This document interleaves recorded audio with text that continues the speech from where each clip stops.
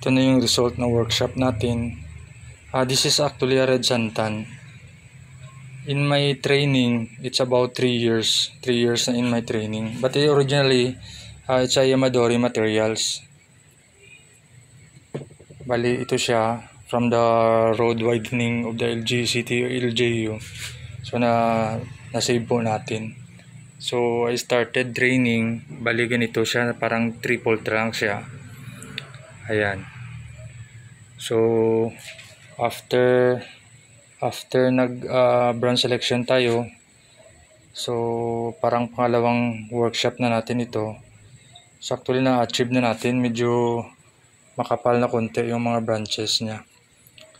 So since kanina medyo naka-wild siya, napakaraming unnecessary branches. So during this workshop, so nag-wire naman tayo, nag-wire na naman tayo ulit. So ganito. Ayan. So natural design lang siya. I distribute equally yung mga branches, and itong branch na malaki sa ilalim, so gagawa tayo ng isang layer dito. Ayan. And also sa dito sa left side, and meron tayong back sa likod, naglagay tayo ng back. So after I think mga after 3 months, mag-grow ulit ito ng maraming additional branches. Next na schedule ko talaga, I need to kailangan na itong i-defoliate sabay-sabay para makapag-start na tayo ng ramification process, no. Ayan. So for now, hindi ko muna siya kinalbo para at least malalaki pa itong mga branches niya, like this one. I need a little thickness, no. Ayan. Hindi naman masyadong ganun kalaki ang kailangan ko kasi maliit lang naman yung trunk niya.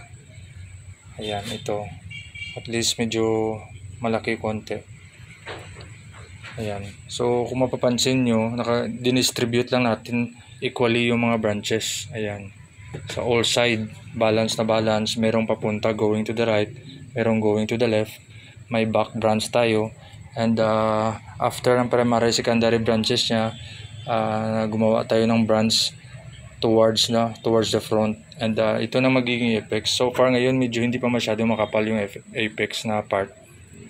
Eventually, as we achieve the right program for feeding, ayan, eventually dadami itong mga branches niya. Ayan. So for now, ganito lang muna siya. Silipin natin dito sa baba. Paano natin dinistribute yung mga branches. Ayan. Naka-distribute. So basically, need talaga yung wire, no. Ito yung wire. Ito yung talaga magsishape sa kanya. Kung saan mo gusto papuntahin, or you will establish a movement sa mga branches. So kailangan wire. Without wire, so mahihirapan tayo. So basic na basic. Importante during sa process ng ating workshop. Ayan, kailangan ready tayo ng mga wires. Yung wire naman may mga different sizes. Ayan. So ganito siya for now. So actually napakarami pa itong mga branches, and mga leaves nagtanggal muna ako. Importante lang for this workshop, ma-establish natin ulit yung mga major branches niya, saan siya papunta. Ayan. So mga like dito na mga maliliit na branches, tinanggal muna natin.